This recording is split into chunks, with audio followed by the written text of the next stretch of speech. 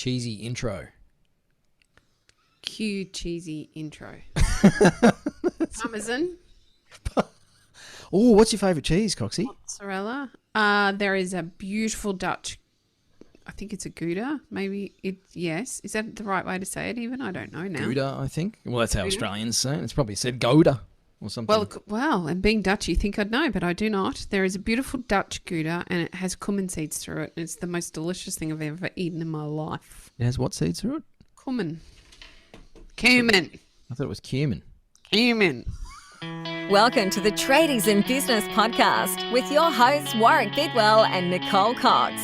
Divert your phone and grab a brew as Waz and Nick unpack tips, tales, secrets and stuff-ups from guests both inside and outside your trade, helping educate and inspire you to break the cycle of gut-busting and money stress and create a true trade business. All right, now we've got to get serious. Righto, listeners. We're getting serious about cumin or Gouda or Gouda. Or At least I whatever don't it say is. parsley, Raquel, if you're listening. Parsley. Pronounce parsley. Parsley. There's a bit of a hangover from her time overseas. I bet. Parsley. But who says parsley? I don't know. They must have said it in Europe somewhere. All right. Okay. There you go. Well, here at Tradies in Business, we say that coaches are awesome. Of course we say coaches are awesome. And we say coaches are awesome because you're an excellent coach, Warwick. Right back at you, Nicole. It's like Okay, looking in a mirror. I'm Listeners, not that great. If you don't know, wow. For those watching the video, yes, see those things? They are grey hairs. And they only appeared about 4 years ago when Nick and I started working together. Fair point. I am the cause of many a grey hair. We are talking coaching and coaches, and we dropped an episode recently about basically a quote from a client when we were chatting to them about their journey, and they had this idea that only successful people have business coaches. It's a cracking statement. And I guess the extension of that thought is that, and I'm not successful, therefore I shouldn't have a business coach. And yet logic dictates that the opposite is actually true. We talked in that previous episode. If you haven't listened to it, go and find it. It's a cracker where we don't actually talk about what we do here. We just talk in general about coaching and business ownership and sports coaches and how somehow many of us see a difference between the two, and that there's this stigma about having a business coach or a life coach, and yet we all pretty much broadly accept that if you want to get better at your sport, whether you're a squash player or a footy player or a netball player or a swimmer or whatever, you go get yourself a great coach. So in this episode, we thought, well, let's talk about what does a business coach actually do, or let me rephrase that, Coxie. What should they do for you? I think it's a really good opportunity for us to point out that, again, every coach works a little differently. So we're going to talk quite generally about it. And in order to find the right business coach for you, you need to go and have chats with business coaches and find one that fits for you. Find one that has a program that works for you, that meets you where you're at, because we're all at different stages on our journey. And at different stages, we require different support. So it's a good time to point that out. And then we can talk about what it is that a business coach actually does. Well, it's wizardry and mastery of the very highest form. Hang on, just let me go and get my pointed hat. My nose looks like a witch's nose. So maybe if I just get a wart on the end of it, we'll qualify. It's not that mind-blowing. There's no smoke and mirrors. It's actually just supporting you to make changes in what you're already doing. So, for example, if we talk about the classic one that we talk a lot about with our clients, a sales process, you already have one. Even if it's not documented in your head, there's a way you do things. There's a natural order in the way stuff happens around your sales process and selling what you sell, your product or your service. What we do as coaches is come in and have a look at where you're at right now and help you find something that will get you more of the results that you're looking for. So we'll help you redesign your sales process so that you get a consistent outcome rather than spending all that time with tire kickers. So we're just here to help educate you on a different way to do what you're currently doing to get a more consistent result. That's it. Smoke and mirrors are gone. I think I referenced this in another episode a while back, and we did talk about how to get the most out of your coach months ago on the show. And I often reference this, and I think it's a quote from Tiger Woods, and I apologise for not remembering this accurately. Whoever said it said this: "You can't see yourself swing." It was a golf player, and I talked in our previous episode about this around my squash, my competitive squash that I played years ago. I mean, we had video, and that's a great way to self-coach, but I think the difference being someone else can see you doing it in the moment and help you adjust on the fly. I mean, there's rules in some sports where your coach isn't allowed to give you input from the sidelines because it's seen as a competitive advantage. Exactly. So they're actually barred from speaking to you while you're in the game. And yet, from a business coaching perspective, good coaches will give you live feedback as you're playing the game of business, as you're doing things. It's like, whoa, no, don't pass the ball to him. That's gonna expose you over here on the wing. Did you like my footy reference there, Coxie? You almost sound like you know what you're Pro talking level. about. Oh yeah, meters gained and tackle rate. So grass and sweaty men and stuff. Anyway, you can see why I played squash. So live feedback means you don't lose the game and then go watch the video and go, okay, where did I go wrong? You're actually in it right now, and it's like, hey, I've just had a look at some of the invoices I've sent out, and I realised that I'm losing money on these jobs.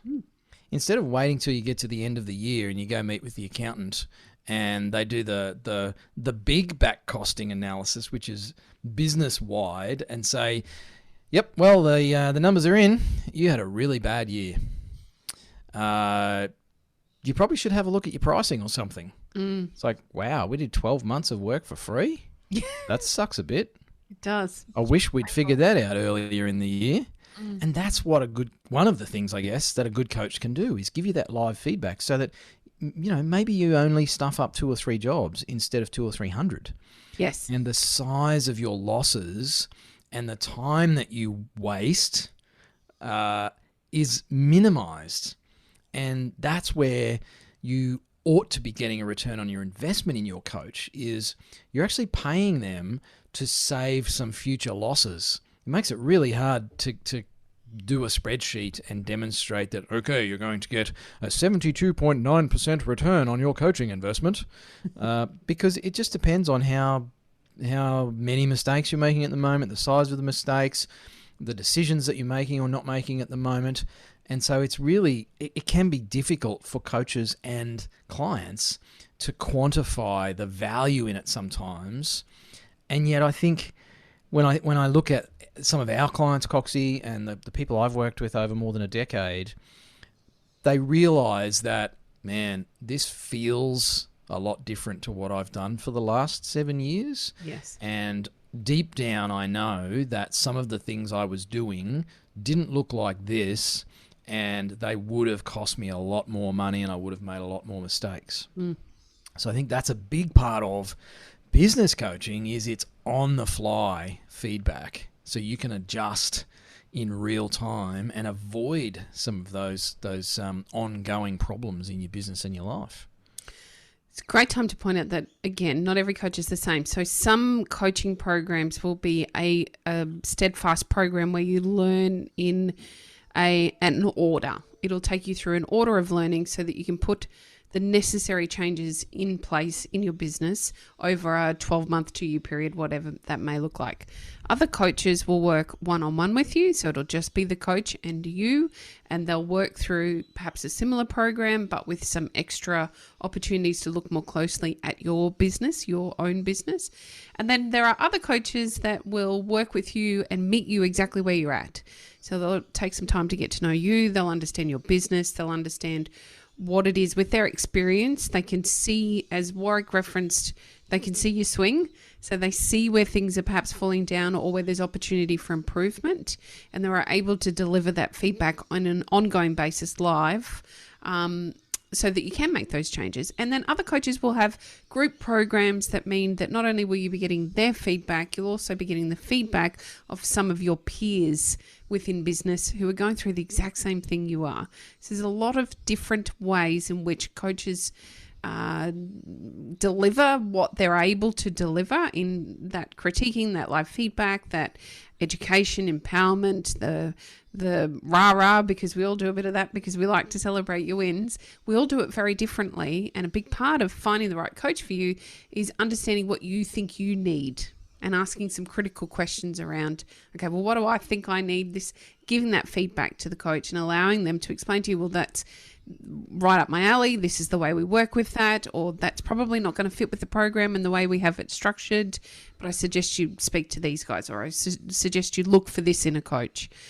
You should have the opportunity. If it doesn't work, it doesn't work. We regularly say to some of the clients that we meet with that, I'm sorry, I'm not sure that this is the right fit for you right now. When you're ready, we'll be here. Until then, maybe check out this and this. Because a good coach will do that. They only want to see you succeed, and they need to be able to get to an end of a period of time and say, okay, well, where are we at? Can you see the changes that you've made? Are you moving forward? Can you see the increase in your turnover or your profit? Most importantly, your profit. This is where those changes have come in place to make these changes for you moving forward.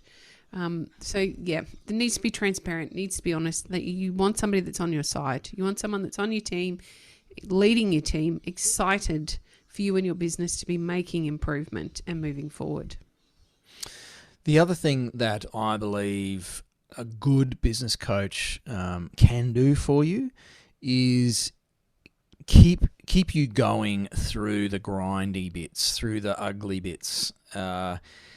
Good coaches have probably lost a lot of money, lost a lot of relationships, made a lot of mistakes, upset a bunch of people, invested a ton in their own education. It's probably through all the previous things I listed. And one of the things that I find some of the great coaches I've personally had and we've had, and I guess I should make the point, listeners, that Nick and I have a coach. We invest significant sums of money in our own coaching and development. Mm-hmm. We always do try and eat our own cooking, as yucky as it tastes sometimes, very much like pineapple. But good coaches are, I think, some of our best cheer squad leaders. And in the previous episode, we talked a bit, Coxie, about that whole stigma about, the American coaching model. And I don't know where the heck that came from. I think it's from, the American life coach industry back in the 90s, and a lot of the jumping up and down to loud music stuff and walking over hot coals and all that. And in all honesty, I don't actually see anything wrong with that. It's just, often I think that's just a BS excuse and justification that a lot of us Australians give for not throwing ourselves into more of that. Because imagine if we all actually celebrated wins and celebrated each other more these days, what sort of a landscape we would have, particularly in the business world. So anyway, my own little personal commentary aside, great coaches can help us get through those tough spots where we ask ourselves some of those crappy questions like, what am I even doing this for? And is this ever going to get any better? And why is it so hard? And oh my gosh. And feeling weighed down and burdened. And I think also, to take my foot out of my mouth and my tongue out of my cheek, is that feeling of overwhelm and just feeling like we can't go on, we can't do any more, we can't make a decision, there's too much happening. And good coaches are able to come in and, I think, lift that black cloud a little bit, so that we can see that there's a crack in the darkness and something that we can work on and move towards and then get going again. And I know I've been through that with coaches over the years, and I know there's been coaches who haven't actually been able to get me out of those scenarios, and I've had to find someone who could. Absolutely. Yeah, it's okay. it's okay to break up with your coach. They're not going to fit you forever. They really won't. And you referenced this in the previous episode. They really don't. And it's actually quite flattering for a coach for you to have reached that point in the relationship with them. So because they have the opportunity to look back with you and see the work that you've done and that you've reached the stage in which you're ready to let them go. It's a little bit like letting your kids go once they grow. And that's part of the process. Part of that process is pushing you out there, letting you do it on your own and moving forward. And perhaps at that point you find a new coach, a different coach that's got another perspective that helps you improve even more. I think the other thing that good coaches do is hold you accountable. So if it does, look, it's not easy, and it's that little bit of encouragement that we all need to actually get the stuff done that we say we're going to do. It's too easy to shift the goalposts when you are working on your own in your business without any accountability to others. You might be accountable to your partner, you might be accountable to your team, you might be accountable to your clients. So you'll work on those things that are priority, but you won't work on some of the business stuff typically. It'll just become another thing that'll get done sometime. And you might say, I'm going to work on my sales process in the next month, and it never happens because you're not accountable to anyone. It's just you in business, so it becomes the last thing on your list consistently. So a big part of coaching is actually making you accountable for the things you say you're going to do and helping to push you over the line when you need that bit of a shove, because we all do. Even you and I do with our coach. We often have fantastic ideas, get all excited, and then they go nowhere because it all feels too hard. Except when we've told the coach and he keeps us accountable. So we have to keep pushing. There might be one of those projects on our desk at the moment even. Yeah, and there's a session coming up and I'm thinking, man, we really need to do something about that because he's going to sit there. It's like saying, how did you go with this? I'm like, orkies. The other aspect of a great relationship with a good coach, I don't want to say great coach because I don't think you need a great coach to get great results. I think you just need a good coach to get great results, is the ability to share other stories with us so that we realize we're not the only one that's ever experienced this or currently experiencing this, whatever this is. And time and again, we see this in our own community that when people turn up to a group session, a small group session, and they hear someone else languaging what they are going through, you can just see the dawn of realization on someone's face where it's like, holy crap. And people have said this to us, listeners, people from our tradiepreneur community, and I've heard this in group work that I've done over the years as an attendee as well. It's like, oh, wow, I didn't realize that someone else would be going through almost the exact same thing. And even if it's not exactly the same situation, it's a similar struggle or a similar headspace, or they've made a similar mistake with their management of their variation process, or with their lack of focus on personal time and mindfulness, or whatever it is, whatever the bazillion facets of success in inverted commas for those watching this on the video. I just did the tweet thing for the podcast listeners. But it's that, I've got something in common with someone else who not only are they going through or have gone through a similar struggle, they've found a way through it. They've found a way to deal with it. They've found a way to overcome it or to make peace with it, whatever that is, and actually move forward and move ahead. And that, to me, is one of the most fabulous things about our own community here at Tradies in Business, and amongst some of the other great coaches that we see out there in this space, is they bring together those war stories, I guess, as a way to actually normalize what you're feeling in this moment in your business and your life. Two things I want to say. Number one, I think the most important thing about your choice with a coach has to be the connection, the opportunity to be vulnerable. If you don't feel like you can be honest about where you're at with the people that you're talking to, they're not right for you. If you feel comfortable enough to share some of those areas that you might be a bit embarrassed about, or share some of those questions that you think everybody else already knows the answer to, if you feel comfortable in that, then you are with the right people. The program, the structure doesn't really matter as much as finding that connection and being comfortable. And there was another thing I was going to say, and it's gone and jumped out of my head whilst I was passionately talking about the connection and how important that is. Oh, some red flags. I was going to share that the only red flag, realistically, when it comes to coaching and programs and how they work or don't work, is that lack of connection. If you don't feel comfortable and you can't be vulnerable, that's a red flag. That's not right for you. The program, you can make the program work no matter what it looks like if you're comfortable. It is the most important thing. And I think that sort of leads into one last thing I wanted to reference there, Coxie, is perhaps a misconception about what makes a good coach. And I want to use the sporting thing again, and I shared my example of squash coaches back in the day when I was playing competitive squash. It's not necessarily the best player. The coach who's had the most successful business or made the most money or had the most flashy cars or won the most business awards or whatever doesn't actually make them the best coach for you. Now, sure, it might mean they're a great coach. In reality, and I'll be perhaps a little controversial here, Coxie, it probably just means they were the best at marketing themselves and their own achievements. And that's okay too, because if that's a skill set that you want for your business, then you go find that person who's sold more of their own services and pitched themselves for more of their own awards, if that's something that you think is important to you. I personally believe as a coach that it's more about what Coxie's talking about, which is that connection, the understanding, the willingness to take risks and to speak plainly, and to ask the hard questions.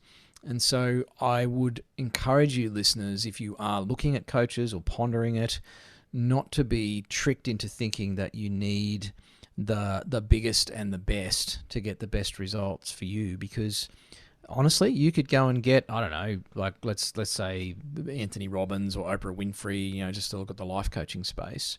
Just because they're the biggest and they've got the biggest profile and the most followers and they've run the most events and had the most transformational experiences for all of their attendees, doesn't mean they're actually the best coach for you. No. In fact, it can mean quite the opposite. So don't be afraid of grassroots. Don't be afraid of small profiles. Don't be afraid of a pair of idiots with a podcast that talk a lot of crap. Be very afraid. But it is, it's definitely more about the personal connection. I've worked with some very high-profile coaches over the years, personally, coaching me, and some of my greatest coaches have even been chats with people that I didn't pay for, or with coaches that didn't have a name. They weren't publicly well known. They didn't charge me the most money. They didn't have the sexiest website.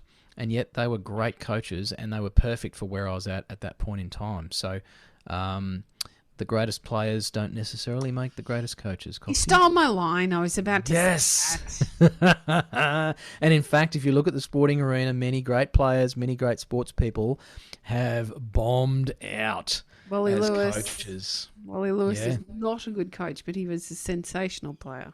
Yes. So coaching is a very different skill set to playing. And, it reminds me of the really bad joke that we didn't use on the previous episode, Coxie.